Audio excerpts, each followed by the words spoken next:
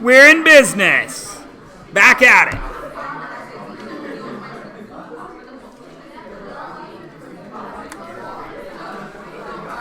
Okay. Okay. Okay. Okay.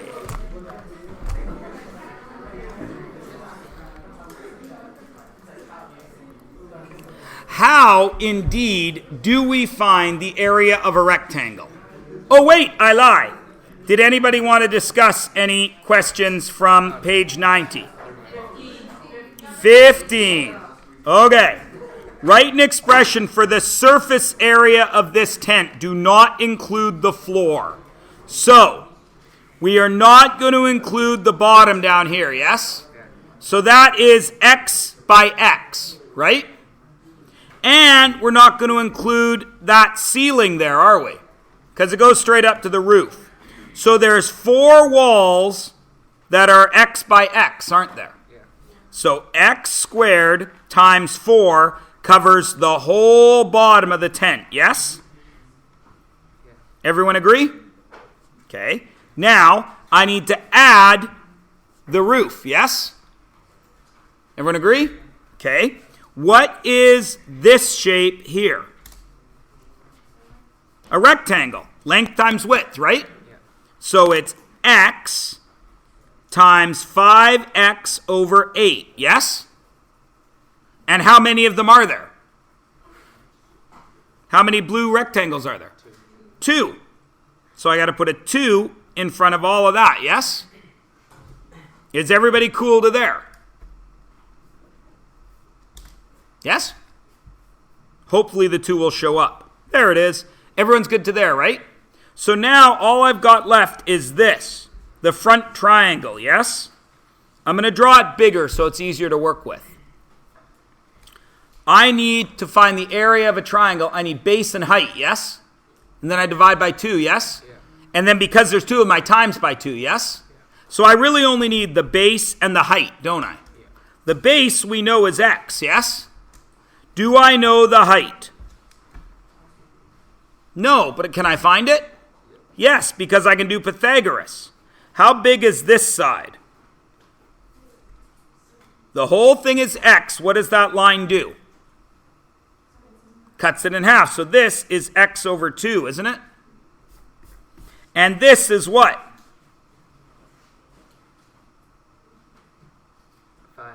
5x over 8, isn't it? What shape is that? Triangle. A right angle triangle, yes? Yeah. So, doesn't this height equal the square root of that x over 2 square, I lie, hypotenuse, 5x over 8 squared minus x over 2 squared? What do we know about exponent laws? Where does that 2 go? Everything. Everywhere. So it's 25x over 64, yes? Minus x squared over 4, yes?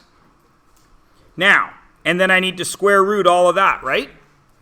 Well, what's the square root of 25x squared?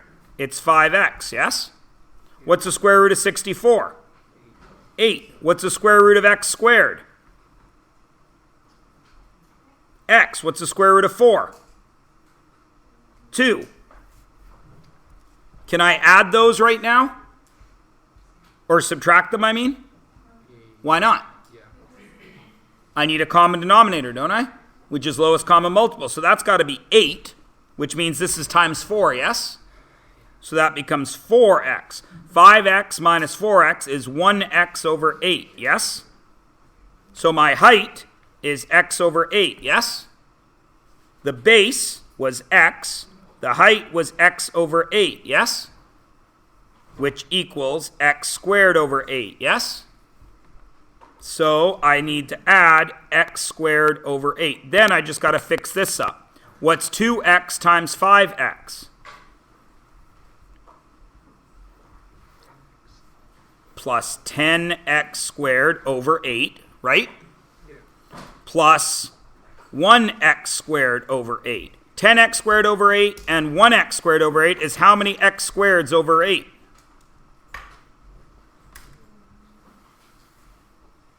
What's that? 11x squared over 8, yes? Yeah. Everyone agree? Yeah. Okay, this is over 1, isn't it? Yeah. How can I add those? What do I need? Common denominator. So this has to be times 8, doesn't it? Yeah. So this has to be times 8, doesn't it? Yeah. 32, yes? Yeah. Plus 11x squared over 8 gets me 43x squared over 8. Now I'm looking at the answer right there and I'm seeing it's a 45. So one of two things has happened. Either I have made a small error somewhere in my numbers here, right? Yeah. Or the answer could be typed wrong. It's one of those two things, yes? Now, as your math teacher, if I saw all this and followed your thinking, what would I give you? Full marks. Because I care about this stuff. Does everybody understand? If you followed all this thinking, that's what matters. This, it's possible it's wrong. These things are typed by people, printed by people. All a computer would do would check if that 45x squared over 8 is a mathematical expression. Is it? Yeah. Yes. So the computer won't catch that in a proofread. It's kind of like when you say, pick up their clothes, and you type that kind of there. Does the computer pick up on that? No. No, it doesn't put the little red line under it because you spelt it right. It's just the wrong there. Everybody cool with that? Yep. So I worked through that really quickly. Maybe it works out to 45 if I'd actually done it better. But the point I'm trying to make is you knew how to do this. You just had to think about it because there were no numbers there. Right? Was there anything new here? Pythagoras isn't new. Dividing by 2 isn't new. Adding fractions isn't new. Doing exponents to fractions isn't new. Everybody cool? And yeah, it's a hard question. Don't get me wrong. It is. But you knew how to do it if you just took the time to work your way through it, right? That's why it's in the practice questions. If you stopped at 15, then you probably got the knowledge to get a B on this section of any test. If you could figure out 15, that's what punches you through to the A. Do you understand what I'm saying? That's why questions like this are in your practice, where they don't hurt you if you don't do them. Okay? Awesome. Possums. Back to here. Now, how do we find the area of a rectangle? I got a rectangle right there. How would we find its area? Length times width. Which one of these do we call the width? The short one or the long one?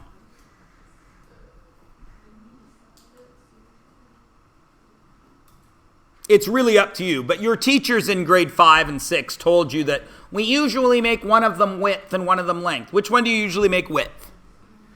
The smaller one. So most of you would say, write it that way, yes?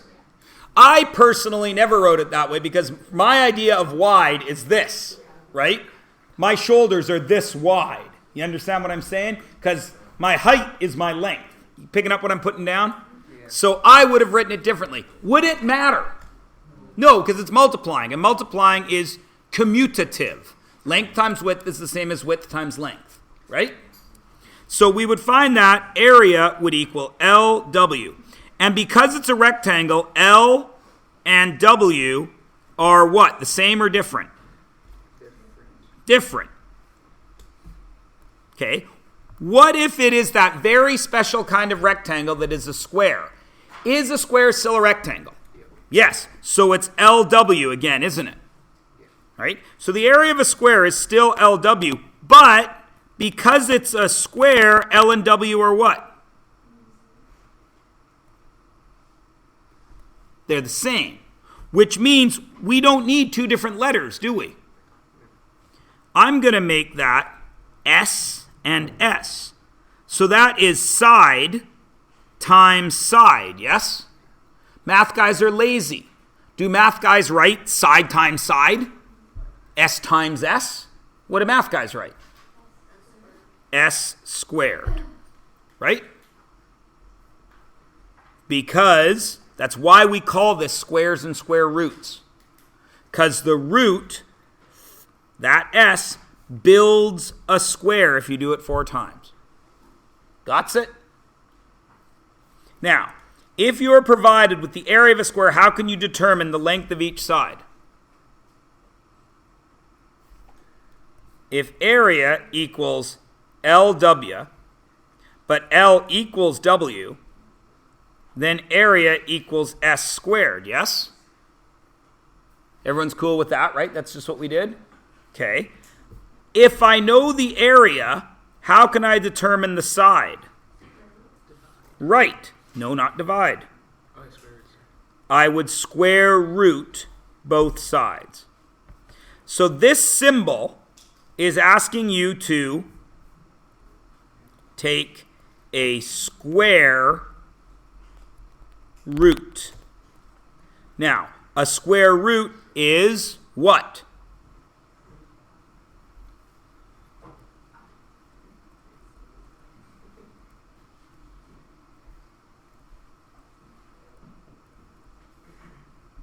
It is a pair of equal factors. We all understand that, yes?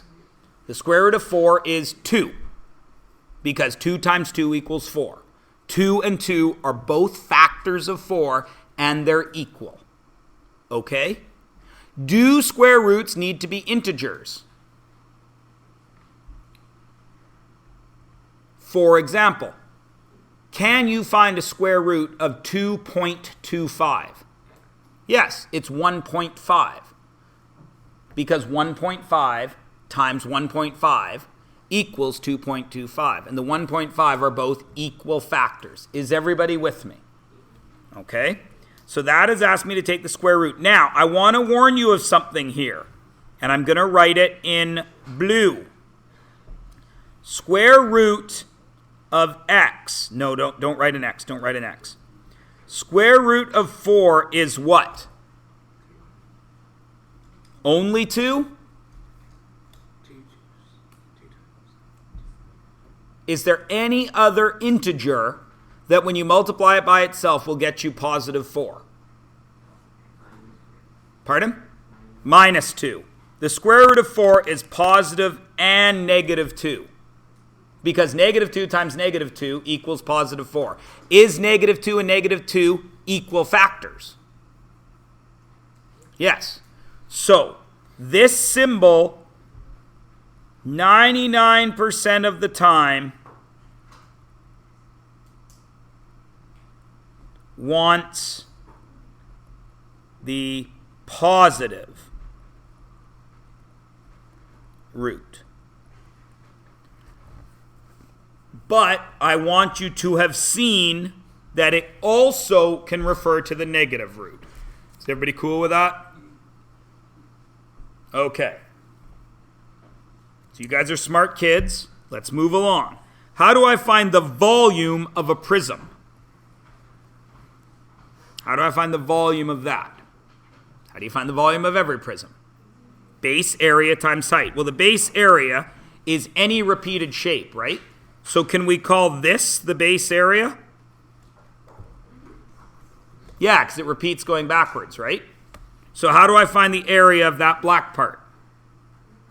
It's LW again, yes? And then I got to multiply it by a third factor, which we're going to call h, because that's what we used in geometry, right? So the volume equals LWH, and LW and H are different. What if it's a cube? What is special about a cube? It's still LWH, but what are they? Are the same, which means it's not LWH, it's SSS. So it would be S times S times S. Would a math guy ever write that? What does a math guy write? S cubed, which gets us to the next interesting thing. If you're provided with a volume of cube, how do you find the length of each side? Well, volume equals S cubed. When the volume was squared, what did we do? We took a square root. We use this symbol, yes? Well, what do you think we do here? We can't do a square root because I need 3 factors. So I take what is called a cube root. Right? Yeah. So we still, volume will still equal s cubed, but I don't want a square root. I need a cubed root, which means we put a little tiny 3 right there. And what is that asking for? Not a pair of equal factors. What do you think it's asking for? If a pair is a square root, and there was nothing written there, this is a cube root, S3, what do I need? I don't need a pair, I need 3. I need a group of 3 what?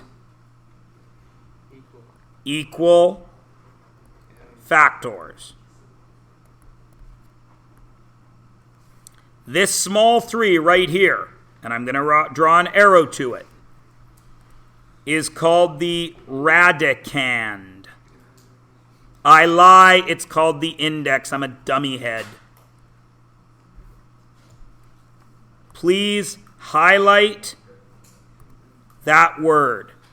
The index tells you the size of factor group. I'm going to let you write that down for a sec, and then I want you to stop writing for a second so I can show you what I mean. Has everybody written down what I have here? Okay, here is what it means. That symbol means a group of how many factors? 2 factors. That symbol means how many? 3 factors. What would that symbol mean? 4 factors. What would that symbol mean? X factors. Whatever number that is, that's the size of the group. Please notice, this is the only time in your guys' math career that the number 2 is not written. What's the number that we almost never write? 1. But in this case, it's 2. Why does that not exist? You can't have, there's no factors, right? 1 factor. You can't have 1 factor, because to be a factor, you got to multiply by something else, right? So this can't exist. That's why the smallest one is 2. And since math guys are lazy, they don't bother writing the 2. Are you allowed to write the 2 if you want? Yep. Yes. Everybody cool? All right. Now, please notice the word perfect and the word perfect. A perfect square or a perfect cube is any rational number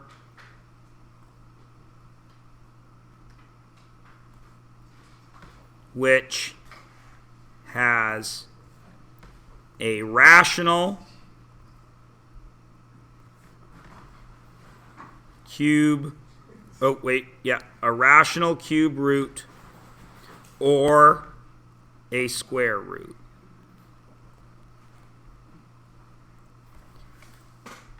Any rational number, including fractions and decimals. Does 1/4, is that a perfect square? Carlin says yes. Why? I asked about the square root of 1/4. Is it a perfect square?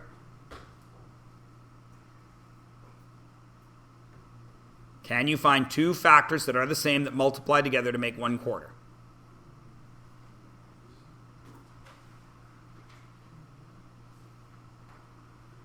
Does it help you if I tell you you're right? It is a perfect square.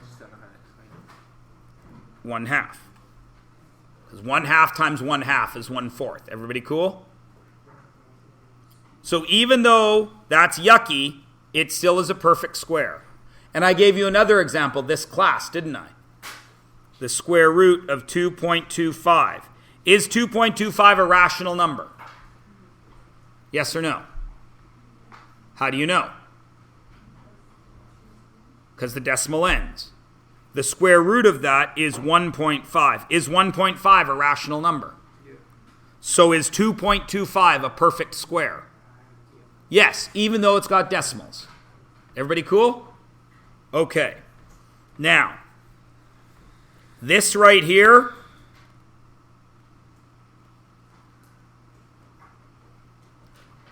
is as important to your higher level math as times tables have been to now.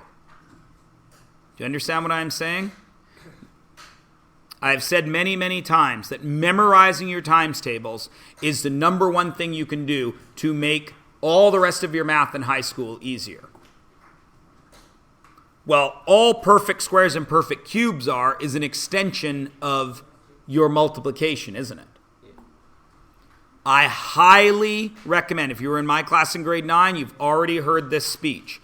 I highly recommend memorizing, and when you turn the page over, I highly recommend memorizing those two things.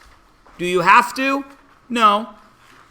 Will it make your life easier? Yes, if you choose to. What's the square of 0? 0. What's the square of 1? What's the square of 2? 4. And carry on till you have 400 on the bottom.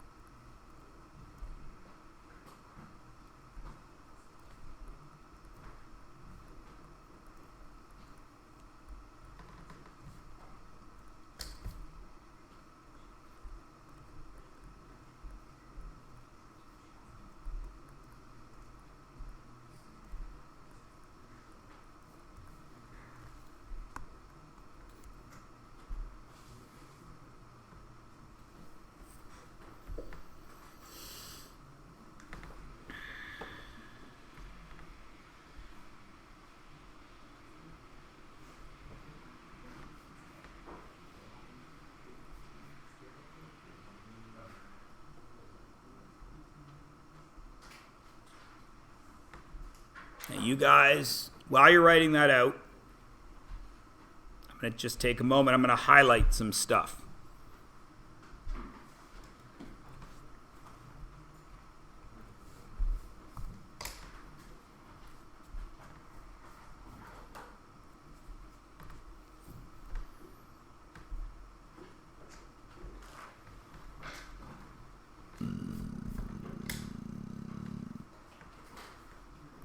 Look at what I've highlighted.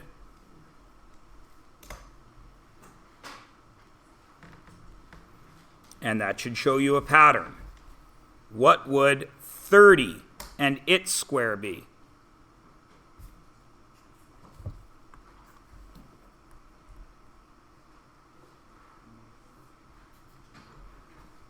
One, 10, 100. 2, 20, 400. 3, 30, 900, 4, 40, 1,600, 5, 50, 2,500. Everybody see how this is working? And 2,500 is 25 times 100, isn't it?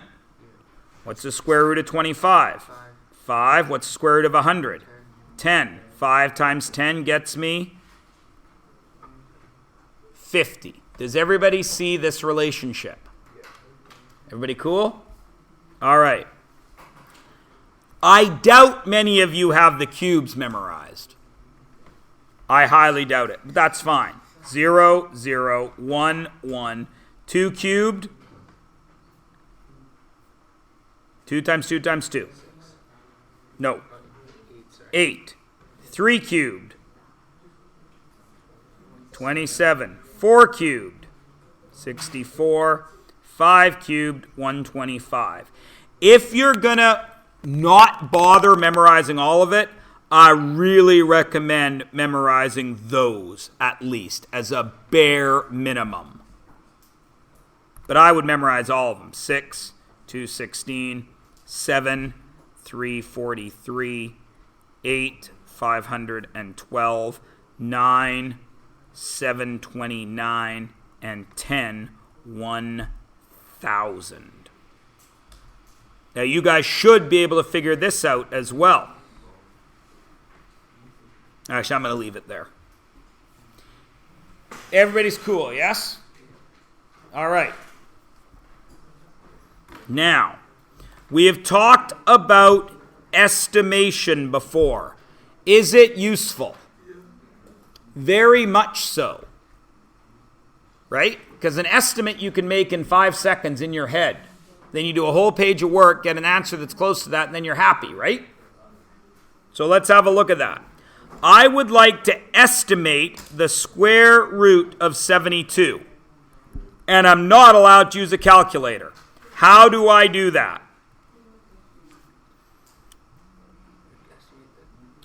The square root of 72. So we are dealing with these numbers right here. Where is 72? Between 64 and 81, yes? So, the square root of 72 lies between the square root of 64 and the square root of 81, yes? What is the square root of 64? 8. What is the square root of 81? 9. How far is it from 64 to 81? 17 steps. 17. How far is it from 64 to 72? 8. So how many steps out of a possible 17 did I take to get to where I wanted? So it's 8 and 8/17, yes? Is that pretty close to a half? So our estimate is 8.5, yes? Everybody good? Yeah. Let's check. What happens if I do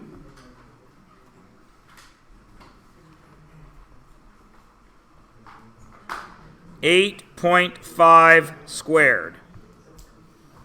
72 1/4. Pretty darn close, yes? So what would 180 be?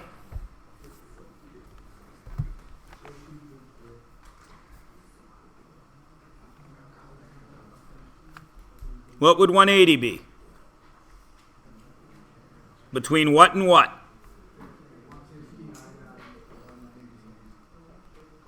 And root 196, yes?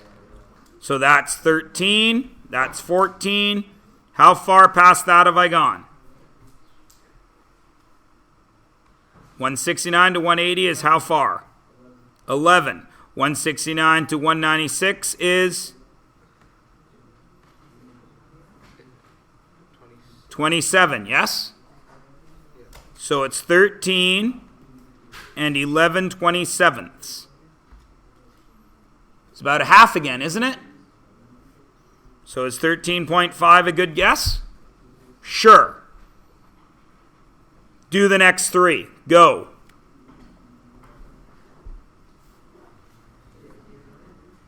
You can talk to your neighbor. It's fine. What am I saying? Do the next 3. Do the next 2.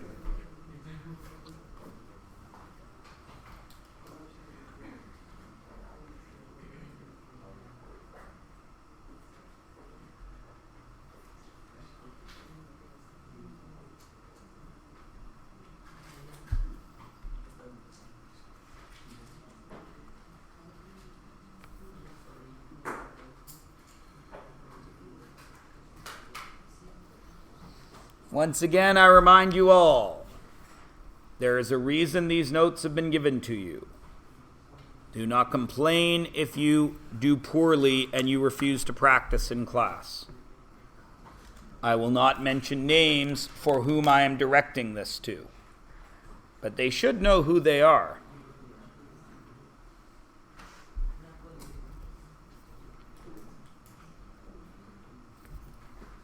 Or maybe they don't. It's possible. 300 is between what and what? 289 and 324. So it's 17 to 18. 17 and 11 out of 35. Pretty close to a third, yes? 17.3. Is everybody good with the squares? Do you think the method changes when it looks different? Of course not. 45 is between what? 27 and 64. So it's between 3 and 4. Right? We can be even more estimaty here. 27 to 64 is about 40, right? Yeah. Right? And 27 to 45 is about 20, right? Yeah. So 3 and 20 out of 40. 3.5. Your homework is 92 to 93.